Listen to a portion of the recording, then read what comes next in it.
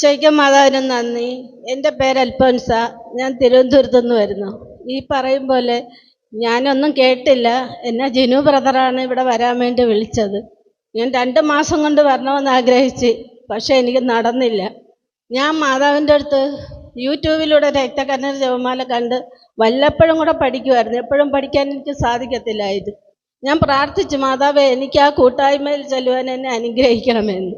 പക്ഷേ എൻ്റെ കയ്യിൽ പൈസ പോലും ഇല്ലായിരുന്നു. ഞാൻ വരുന്ന സമയത്ത് ഞാൻ ഒരു വ്യക്തി അടുത്ത് ചെന്ന് ചോദിച്ചു, എനിക്ക് 500 രൂപ തരുമോ, എനിക്ക് പള്ളിയിൽ ഇപ്പോൾ ധ്യാനത്തിന് പോകാനാണ്. പക്ഷേ ആ വ്യക്തി 500 രൂപ ചോദിച്ചല്ലോ. വ്യക്തി എന്തിനെന്ന് ചോദിച്ചപ്പോൾ ഞാൻ പറഞ്ഞു, എനിക്ക് IMS ധ്യാനത്തിന് പോകാനാണ്.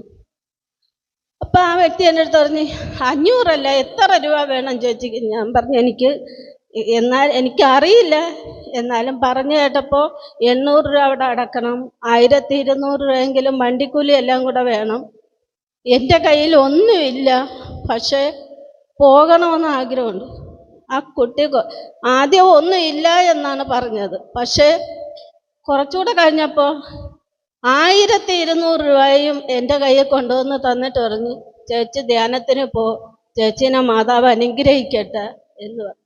പക്ഷേ എനിക്ക് ഇവിടെ വന്നപ്പോഴും എനിക്ക് ഒരു വിശ്വാസവും ഇല്ലായിരുന്നു. ഇവിടെ ഓരോരുത്തർ വീഴുന്നത് കാണുമ്പോൾ ഞാൻ സത്യം പറഞ്ഞാൽ എല്ലാവരെയും കണക്കല്ല, എനിക്ക് ഒരു വിശ്വാസവും ഇല്ല. ഞാൻ വീഴുമെന്നോ എനിക്ക് മാതാവിൻ്റെ അനുഗ്രഹം കിട്ടുമെന്നോ ഒന്നും എനിക്കറിയില്ലായിരുന്നു. എൻ്റെ ഈ ഒരു കാല് വെച്ച് ഞാൻ വീട്ടിൽ തന്നെ ഒരു പടി കയറാൻ കൂടെ ഞാൻ ഒരുപാട് ബുദ്ധിമുട്ടിയാണ് ഞാൻ നടക്കുന്നത്. എൻ്റെ മുട്ടിനൊട്ടും ബലമില്ല, തേഞ്ഞെല്ലാം തീർന്നിരിക്കുകയാണ്. പക്ഷെ എനിക്കറിയില്ല, എൻ്റെ വലതുവശത്തൂടെ ഒരു കാറ്റ് വരുന്നത് മാത്രം എനിക്കറിയാം. എൻ്റെ കാല് എങ്ങനെയോ എന്തോ ഞാൻ പറന്ന് നടന്നാണ് ഞാൻ വീഴുന്നത്. പക്ഷെ എനിക്കറിയില്ല എൻ്റെ കാലുകൾക്ക് എങ്ങനെ മാതാവ് ശക്തിയും ബലവും തരുന്നത്. എനിക്ക് ഇതുവരെ ഒരു അല്പം എവിടെയെങ്കിലും തട്ടി എൻ്റെ ശരീരം മൊത്തം വേദനയാണ്. പക്ഷെ എനിക്ക് ഇതുവരെ ഒരു വേദനയും എനിക്ക് അനുഭവപ്പെട്ടിട്ടില്ല.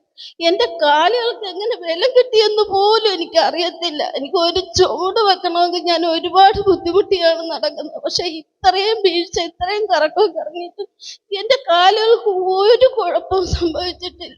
മാതാവിന് നന്ദി പറയുന്നു.